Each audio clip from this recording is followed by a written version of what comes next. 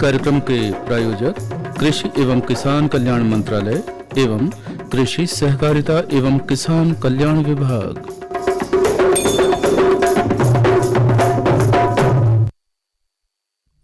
सभी किसान भाइयों को रजनीश भैया और कविता बहन की राम राम। बहुत बहुत स्वागत है आप सभी किसान भाइयों का, बहनों का आज की किसान वाणी में। जी किसान भाइयों, अभी गर्मी कुछ ज़्यादा ही तेज लग रही बिल्कुल है बिल्कुल, शाम के बाद भी लपट जा रही है ना, लपट चल रही है। अभी धूप काफ़ी तेज हुए हैं और ऐसे में हमारा ये फर्ज बनता है कि भाई हम इससे अपने सुरक्षा के पूरे उपाय करें, है ना। बिल्कुल बिल्कुल। और इसका हम लाभ भी ले सकते हैं अपनी खेती बाड़ी में। जरूर। जिन किसान भाइयों के खेत में खाली पड़े हुए हैं वो खरीफ फसल की बुआई से पहले खेत की गहरी जुताई ज़रूर करें, जिससे कि मिट्टी हल्की हो जाए और घास और जो भी खरपतवार होते हैं उनके बीज नष्ट हो जाए। बिल्कुल बिल्कुल। और कविता बहन, इससे जो कीड़े और उनके अंडाणु या अंडे होते हैं वो और जो बीमारियों के जीवाणु होते हैं वो गहरी जुताई करने से क्या होता है कि ऊपर आ जाते हैं और जो तेज धूप से वो नष्ट हो जाए। यही बाद में अपने को केमिकल डाल के नष्ट करना पड़ता है, तो इससे अपन धूप उपचार भी कह सकते हैं एक तरह से। और इससे मिट्टी में वायु का संचार बेहतर होता है, मिट्टी जब भुरभुरी होती है, हल्की होती है और मिट्टी की जो जल धारण क्षमता है वो भी इससे बढ़ जाती है। जी हाँ। साथ ही हम ये भी देखते हैं रजनीश भैया कि ये समय अपने खेत की मिट्टी परीक्षण का भी बहुत अच्छा माना जाता है। बिल्कुल। तो किसान भाई अपने खेत की मिट्टी का नमूना प्रयोगशाला में जांच के लिए ज़रूर लेकर जाएं। किसान भाइयों, आज हम बात करेंगे अपनी बात के दौरान अधिक पैदावार के लिए उचित प्रबंधन पर, साथ ही चर्चा होगी जैविक खेती में कार्बनिक मल्चिंग की भूमिका पर। बिल्कुल, बात और चर्चा के विषय आपने बता दिए। मेहमान भी बता देते हैं अपने किसान भाइयों को। किसान भाइयों, आज के मेहमान क्रम के अंतर्गत प्रोफेसर राजेंद्र सिंह यूनिवर्सिटी नैनी प्रयोगशाला प्रयागराज की प्रयोगशाला से उत्तर प्रदेश की बीएससी एग्रीकल्चर की छात्रा मानसी मिश्रा की जो जैविक खेती पर हम जो है वार्ता सुनेंगे। हाँ, विस्तार से। और मनोरंजन भी हम अपने किसान भाइयों को करवाएंगे, जिसमें हम सुनेंगे भजन और लोकगीत। चलिए किसान भाइयों, इस भजन और लोकगीत की जो शुरुआत है हम करते हैं मनोरंजन क्रम की इस देवी गीत के साथ।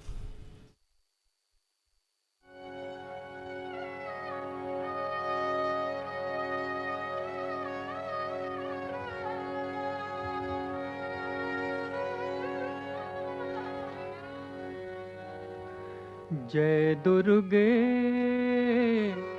मात भवानी मोरी, जय दुर्गे।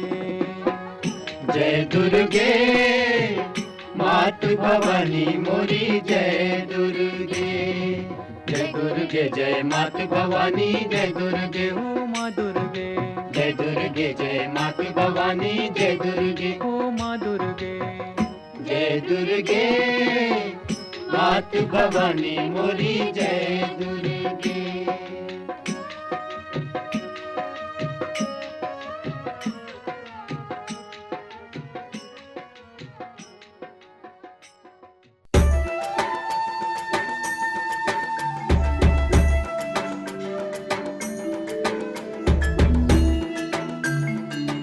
मैंने 2015-16 से ऑयल पाम की खेती की है और इससे पर्यावरण को कुछ नुकसान है ही नहीं। और इनका जो पेड़ पौधा होता है इनसे हम मल्चिंग भी यूज करते हैं और इनका यूज से हम काफ़ी सारा जमीन में नमी लेते हैं। और इनके अंदर इंटरक्रॉप जो है, जो कपास वगैरह लगाते हैं तो हम डबल गुण आय लेते हैं और अच्छा रहता है। ऑयल पाम का खेती में दान और गन्ने से कम पानी लगता है। इसमें गवर्नमेंट का तरफ से ड्रिप सिंचाई के लिए पैसा भी दिया जाता है। ऑयल पाम की खेती के लिए मुझे सरकार ने पौधे सीडलिंग देते हैं। वो जब बड़ा हो जाता है, जो फल जो देता है, हर महीने सरकार उसी फल खरीदने के लिए एक रेट बना कर देते हैं। उन्हीं रेट पे कंपनी खरीद लेते हैं। मैं काट के इकट्ठा कर देता हूँ, कंपनी उठा के लिए जाते हैं।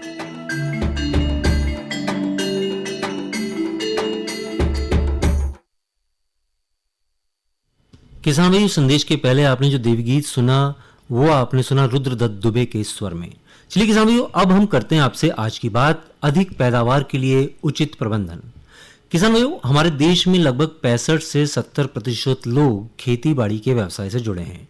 इसके बावजूद हमारे देश में औसतन उपज जो है वो उम्मीद के मुताबिक नहीं है, क्योंकि खेती में जुताई, निराई, गुड़ाई, खाद बीज, दवाइयाँ, कटाई और मजदूरी वगैरह का खर्च जो है वो काफ़ी बढ़ गया है। जी हाँ, यदि इतना खर्च रहेगा तो फिर हमें मुनाफा कैसे बिल्कुल, दिखेगा बिल्कुल अपनी कविता खेती जी। में रजनीश भैया, ये भी सोचने वाली बात है। बिल्कुल, बिल्कुल। इसलिए किसान भाइयों, अगर हम खेती में आधुनिक तकनीक को अपनाएं और कुछ उपयोगी बातों का ध्यान रखते हैं तो निश्चित तौर पे खेती की लागत को हम काफी हद तक कम कर सकते हैं, जो कि बेफिजूल की रहती है बिल्कुल ना। बिल्कुल बिल्कुल। और ज़्यादा उत्पादन भी हम प्राप्त कर सकते हैं। इसके लिए सबसे पहले तो अपने खेत की मिट्टी की जांच ज़रूर करवाना चाहिए, जैसे कि अब हमने शुरुआत में अपनी बात करी थी।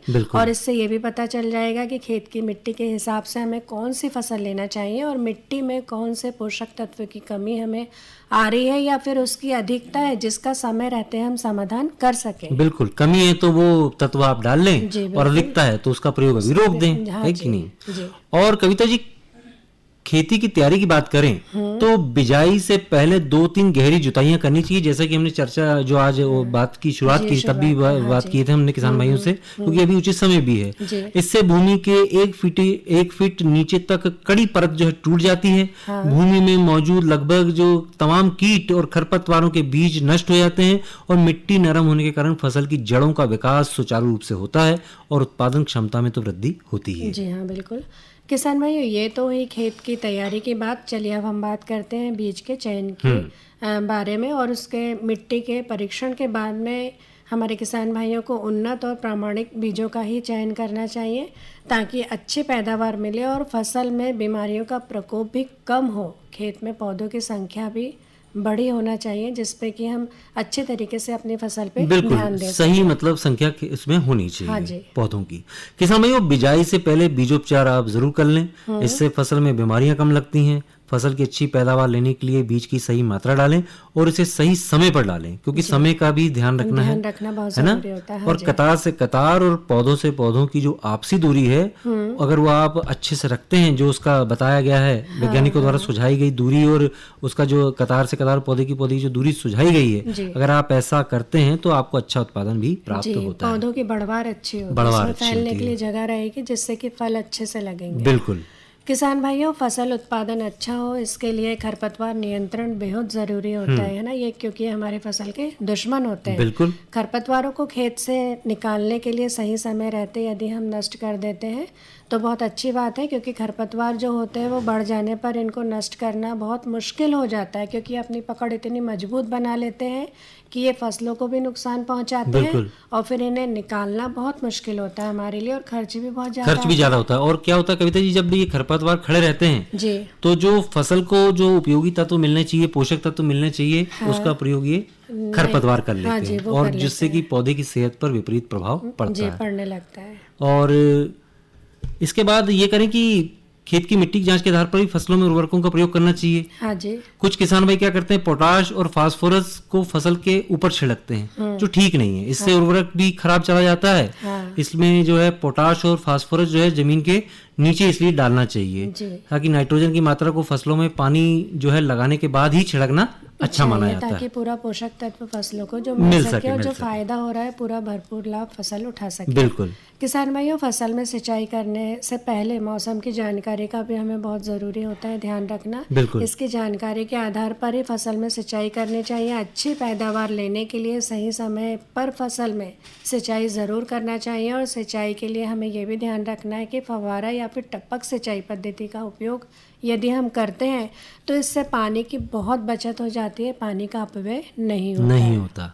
और किसानों, भूमि में नमी संरक्षण और खरपतवारों के नियंत्रण के लिए पहली तथा दूसरी सिंचाई के बाद 1 या 2 बार गोड़ाई आप जरूर करें, नहीं तो फसल कमजोर हो जाती है और पैदावार में भी कमी आती है।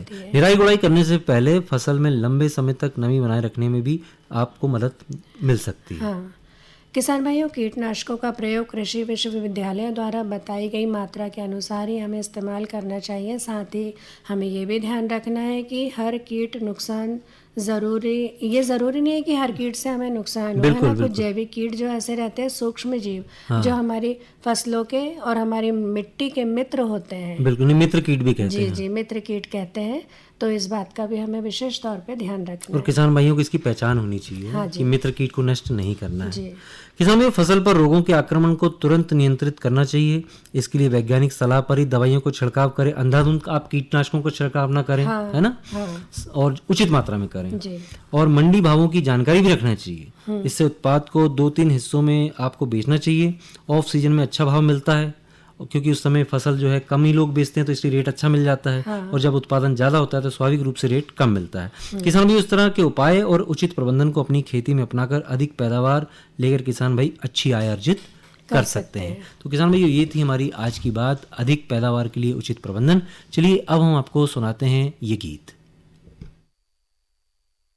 भाइयों, अब हम आपको मिलवाते हैं आज के मेहमान से। प्रोफेसर राजेंद्र सिंह, यूनिवर्सिटी नैनी प्रयागराज उत्तर प्रदेश की बीएससी एग्रीकल्चर की छात्रा मानसी मिश्रा की जैविक खेती पर आपको वार्ता सुनवाते हैं।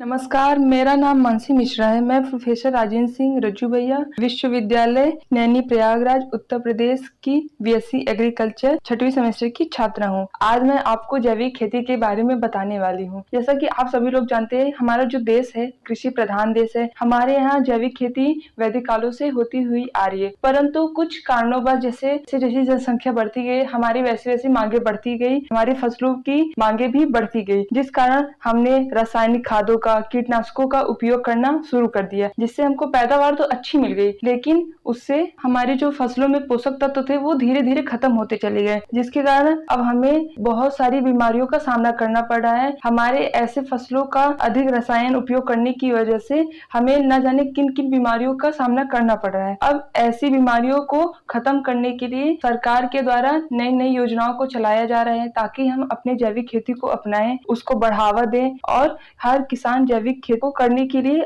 आग्रहित हो। अब हम सबसे पहले जान लेते हैं कि जैविक खेती है क्या। वे ऐसी खेती है जिसमें हम किसी भी रासायनिक या कीटनाशकों का उपयोग नहीं करते हैं, बिना पर्यावरण को हम किसी भी प्रकार की क्षति पहुंचाए बिना उत्पादन करते हैं, जिसमें हम सिर्फ अपने कार्बनिक पदार्थ जैसे जैव अवशिष्ट, गोबर, खाद, केचुए का मल द्वारा छोड़े गए मल मूत्र का उपयोग करके अवशेषों से प्राप्त खाद का उपयोग करते हैं और जिससे हम खेती करते हैं।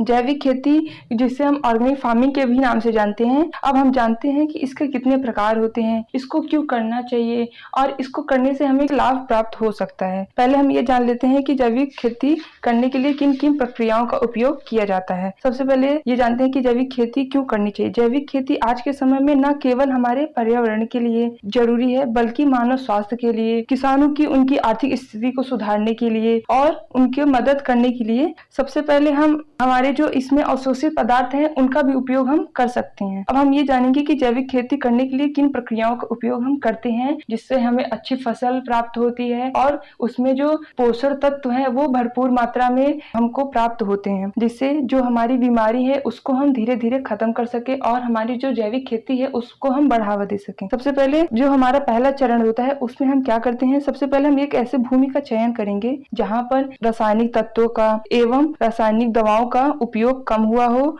कीटनाशकों का उपयोग कम हुआ हो, ऐसे भूमि का हम पहले चयन करेंगे। अब हम जानते हैं कि जो हमारे जैविक खाद है उनका उपयोग कैसे किया जाता है। हमारे जैविक खेती में जैविक खाद जो होते हैं वो दो प्रकार के हैं। एक होता है हमारा बल्की ऑर्गेनिक मैन्योर, जिसे हम स्थूल व भारी जैविक खाद कहते हैं। एक हमारा कंसंट्रेटेड ऑर्गेनिक मैन्योर है, जिसे हम सांद्रित जैविक खाद कहते हैं। सबसे पहले हम ये जान लेते हैं कि स्थूल व भारी जैविक खाद क्या होता है, जिसे हम बल्की ऑर्गेनिक मैन्योर भी कह रहे हैं। वो है क्या चीज और उसको हम किस प्रकार से बनाते हैं, उसका उपयोग कैसे करते हैं और वह हमारे जो खेत हैं उसमें काम किस प्रकार से करता है। स्थूल व भारी जैविक खाद का तात्पर्य उन पदार्थों से है जिससे हम पौधों और पशुओं के अपशिष्ट से प्राप्त करते हैं, बनाते हैं, जो पोषक तत्व को जैसे नाइट्रोजन, फास्फोरस और पोटास जैसी कमियों को पूर्ण करता है। पर इसमें जो स्थूल व भारी जैविक खाद है, इसमें जो पोषक तत्व जैसे नाइट्रोजन, फास्फोरस है, इसकी जो मात्रा होती है वो कम होती है। इस वजह से इसको खेतों में अधिक मात्रा में उपयोग में लिया जाता है, जिससे हमारी जो मिट्टी की भौतिक गुण है, उसकी संरचना है और उसकी जो जल धारण की क्षमता है उसको भी बढ़ाने में हमारी मदद करता है। स्थूल और भारी जैविक खाद में दो प्रकार के खाद होते हैं। एक जो सूखा हुआ खाद होता है, एक हमारा हरा और ताजा खाद होता है। सबसे पहले हम जान लेते हैं कि हमारा जो सूखा खाद है वो कैसे होता है। जो हमारा सूखा खाद है उसमें दो प्रकार के खाद आते हैं। एक FIM खाद होता है, एक कंपोस्ट खाद होता है। अब हम पहले ये जानते हैं कि FIM खाद है क्या चीज। FIM खाद जो है, जिसको हम फार्म यार्ड मैन्योर कहते हैं, जो खेतों या बाड़ों से प्राप्त अवशेषों से और जानवरों के मलमूत्र से, मुर्गी फार्म से निकले अपशिष्ट पदार्थों से तैयार किया जाता है। इसको 6 से 7 मीटर गड्ढा खोदकर सभी अपशिष्ट पदार्थों को एक साथ मिलाकर तैयार किया जाता है। उसमें 3 से 4 महीने के लिए उसको ढककर छोड़ दिया जाता है। 3 से 4 महीने के बाद उसमें हल्की भुरभुरी व भूरी कलर में जो खाद एवं काले कलर में जो खाद निकलती है, उसको ही हम फार्म यार्ड मैन्योर कहते हैं। अब हम जानते हैं कि कंपोस्ट खाद क्या होता है। कंपोस्ट खाद जैविक अपशिष्ट की तरह तैयार होता है, जिसमें हम ग्रामीण और शहरों से निकले कचड़ों से, गन्नों से निकले कचड़े, सब्जियों के छिलके और धान से निकले जो भूसे होते हैं, उनका उपयोग करके तैयार करते हैं। प्राकृतिक रूप से जो हमारे सूक्ष्म जीव होते हैं, उनके द्वारा इसको सड़ाकर तैयार किया जाता है, जिसे कंपोस्ट खाद कहते हैं। ये जो होता है, ये काले रंग का खाद होता है, जिसे हम काला सोना भी कहते हैं। अब हम जानते हैं ग्रीन मैन्योर खाद क्या होता है। जिसे हम ताजी हरी खाद कह रहे हैं, वो क्या है। यह जो खाद होती है, ये खेत में ही उगाया जाता है। यह 40 से 60 दिनों में तैयार हो जाता है और इसको बुआई के 15 से 20 दिन पहले ही खेतों में मिलवा देते हैं, क्योंकि इसमें जो रसायन की मात्रा होती है वो अधिक होती है, जिससे हमारे जो फसल होते हैं, उनके जो जड़ होते हैं, वो उसको जला सकता है। इस कारण इसको 15 से 20 दिन पहले ही बुआई के खेतों में मिलवाया जाता है। ये हमारे खेतों में जो नाइट्रोजन की कमी होती है, उसको पूर्ण करने में हमारी मदद करता है और हमारे खेतों में जो फसल है उसको बढ़ावा देता है। इसमें हमारे जो खाद में हरे मैन्योर खाद जो होते हैं, वो होते हैं ढैंचा, सनही और लोबिया जैसे क्रॉप्स होते हैं, वो हमारे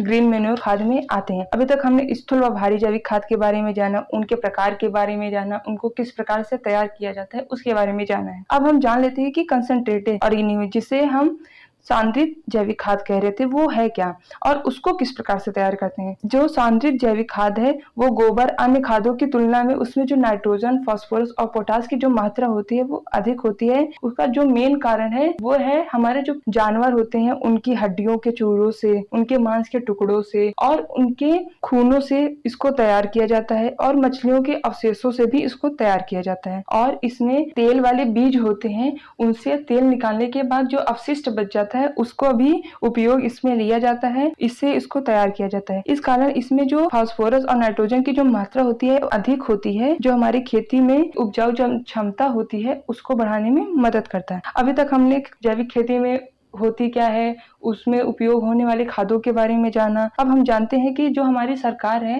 वो हमारे जैविक खेती को किस प्रकार से बढ़ावा दे रही है, ताकि किसान जागरूक हो और जैविक खेती की ओर आगे बढ़े। किसानों को जागरूक करने के लिए सरकार ने विभिन्न प्रकार की योजनाओं का चालू करना शुरू किया है, जिससे किसान जागरूक होकर जैविक खेती करना शुरू करें। जिसमें सबसे पहले आता है परंपरागत कृषि विकास योजना। यह हमारे देश की प्रमुख योजना है जैविक खेती में। दूसरे जो है वो है mission organic value chain development for north eastern region. यह विशेष रूप से उत्तर पूर्व की राज्यों के लिए है, जैसे जो सिक्किम, मेघालय और असम के लिए। सिक्किम जो है वो 100% ऑर्गेनिक फार्मिंग करता है। हमारा जो भारत देश है, वह विश्व में दूसरे स्थान पर जैविक खेती करने वाला देश है। एक और योजना चलाई जाती है, जो है राष्ट्रीय प्राकृतिक कृषि मिशन योजना, जिसमें लक्ष्य है मिट्टी की उर्वरकता को बढ़ाना, किसानों की लागत को कम करने में मदद करना। एक जैविक खेती पोर्टल के नाम से वेबसाइट को भी चलाया जा रहा है,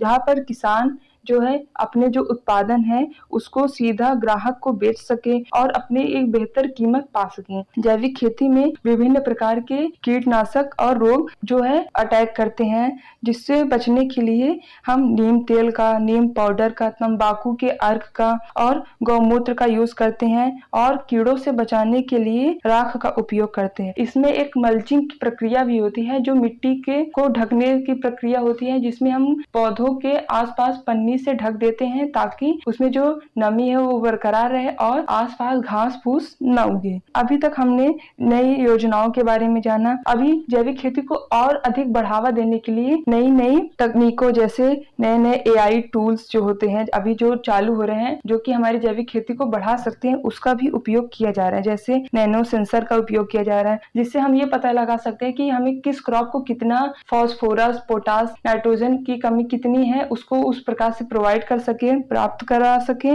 और कितने प्रतिशत तक उसको जल की जरूरत है, कितना उसको जल चाहिए, ये भी हम नैनो तकनीकी सेंसर से जान सकते हैं। जीरो टिलेज, जिसमें जुताई नहीं होती है, जिसमें बिना जुताई के डायरेक्ट बुआई या खेती होती है, जिसमें हमारा जो केचुआ है, सूक्ष्म जीव है, वो सुरक्षित रहते हैं। और सटीक सिंचाई सेंसर भी यूज होता है, जिसमें हम पता लगा सकते हैं कि हमारे पौधों को किस प्रकार से और कितनी मात्रा में पानी की आवश्यकता है।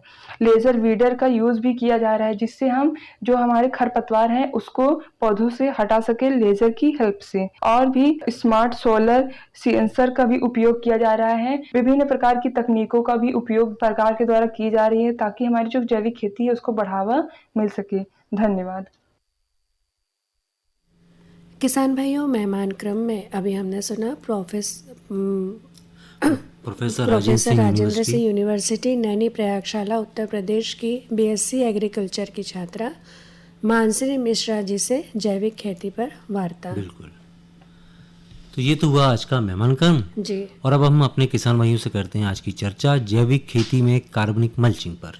रजनीश भैया, अभी देख रहे हैं हम कि गर्मी के मौसम में यदि हमने गर्मी की फसलें लगाई हैं, जैसे कि कद्दू वर्गीय फसलें, करेला, लौकी, गिलकी, ककड़ी, कद्दू, मक्का या स्वीट कॉर्न जैसी कुछ फसलों के लिए लिए हैं यदि हमने, तो हमें इनमें सिंचाई का विशेष ध्यान रखना पड़ता है। यदि हमारे पास पानी का पर्याप्त साधन है तो भी इस गर्मी के मौसम में समुचित व्यवस्था बनाकर ही सही तरीके से सिंचाई करना ज़्यादा बेहतर होता है। बिल्कुल सही कहा कविता जी आपने। और क्योंकि इन दिनों सूरज की तपिश में पानी का वाष्पीकरण बहुत जल्दी होता है, इसलिए ज़रूरी है कि सिंचाई हम करें, लेकिन समुचित व्यवस्था से करें, तो पानी के अपव्यय को हम काफ़ी हद तक कम कर सकते हैं। जी हाँ, गर्मी के दिनों में सिंचाई की बात चली है भैया, तो कार्बनिक मल्चिंग मेरे ख्याल से सबसे अच्छा साधन है। आप क्या बोलते हैं? बिल्कुल, सिंचाई की पकड़ को मजबूत रखता है। बिल्कुल। तो फिर चलिए कार्बनिक मल्चिंग के बारे में चर्चा करते हैं। सबसे पहले तो रजनीश भैया हम ये जान लेते हैं कि मल्चिंग क्या है ना? वैसे हमने कई बार हमारे कार्यक्रम में मल्चिंग का जिक्र किया है, लेकिन फिर भी बातों की शुरुआत में हम जानते हैं कि मल्चिंग क्या है। तो फिर बताइए आपकी मल्चिंग क्या होती है भैया? बिल्कुल, मल्चिंग में हम जैविक चीज़ों का उपयोग करते हैं, जैसे पत्तियां, घास, टहनियाँ, फसल अवशेषों का प्रयोग करते हैं। पुआल से खेत की मिट्टी को हम इसकी जो सतह है उसको ढक देते हैं। ये प्रक्रिया जो है मल्चिंग कहलाती है। मल्च का आवरण बनाने से केंचुओं और मिट्टी के अन्य सूक्ष्म जीव हैं उनकी संख्या बढ़ती है, जो हमारी फसल के लिए जैविक खाद का काम करते हैं। जी हाँ, बिल्कुल। इससे सबसे ज़्यादा फ़ायदा हमें वर्षा के पानी से होता है। वर्षा का पानी आसानी से धीरे धीरे करके मिट्टी में रिसता जाता है। जैसे जैसे मल्च की सामग्री गलती जाती है किसान भाइयों, तो मल्च मिट्टी में कार्बनिक पदार्थों की मात्रा को बढ़ाती है। इससे मिट्टी का कटाव नहीं होता और पकड़ काफ़ी मजबूत होती है। इसका बेहतरीन परिणाम हमें ये भी देखने में मिलता है कविता बहन की पर्याप्त मल्च होने से खरपतवारों को जो है जगह नहीं मिलती उगने में, उनको ये रोकता है एक तरह से। जी, मतलब ये है कि निराई गुड़ाई या खरपतवार नाशी का उपयोग करने की हमें ज़रूरत नहीं पड़ती। बिल्कुल, काफ़ी हद तक नियंत्रित रहती है और इससे मिट्टी में नमी रहती है, जिससे ठंडक के कारण पौधों का जो बढ़ाव है वो नमी के कारण ज़्यादा होता है। और सड़ते समय जैविक मल्च सामग्री लगातार पोषक तत्वों को छोड़ती रहती है, जिससे मिट्टी उर्वर बनी रहती है। बताइए, इतने फायदे हैं मल्च के, है ना? तो इसकी सामग्री चयन के बारे में भी हमें विशेष बातों का ध्यान रखना चाहिए भैया।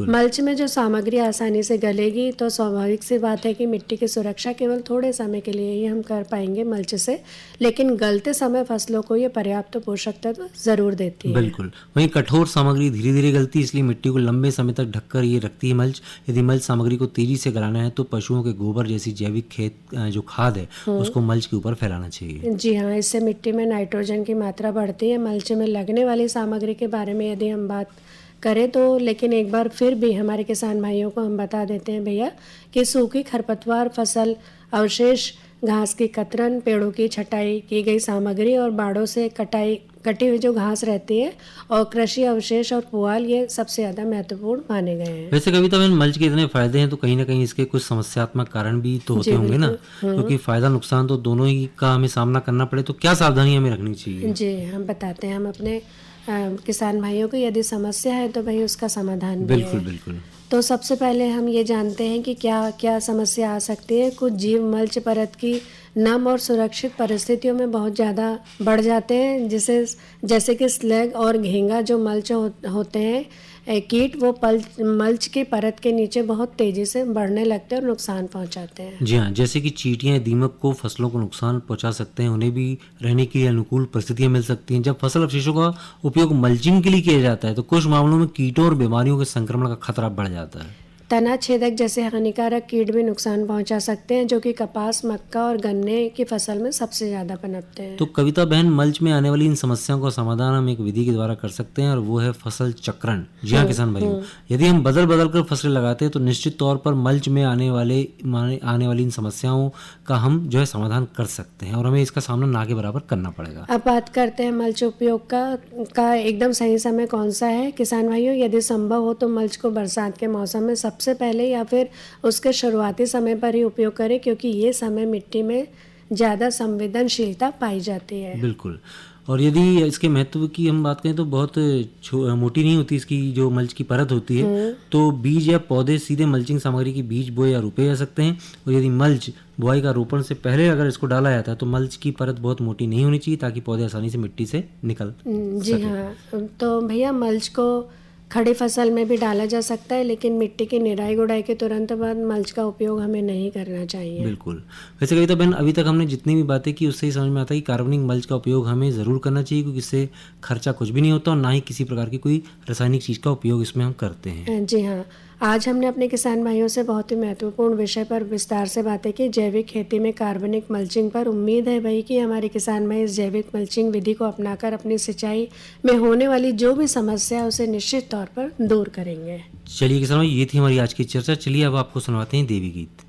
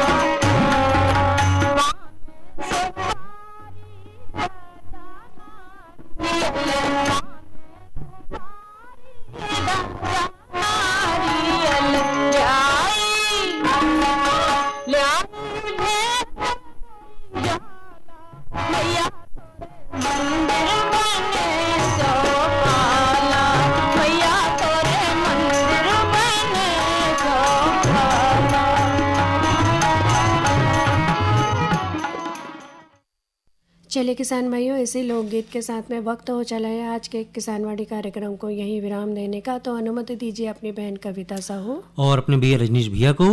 आपको कहते हैं राम राम, जय जवान जय किसान।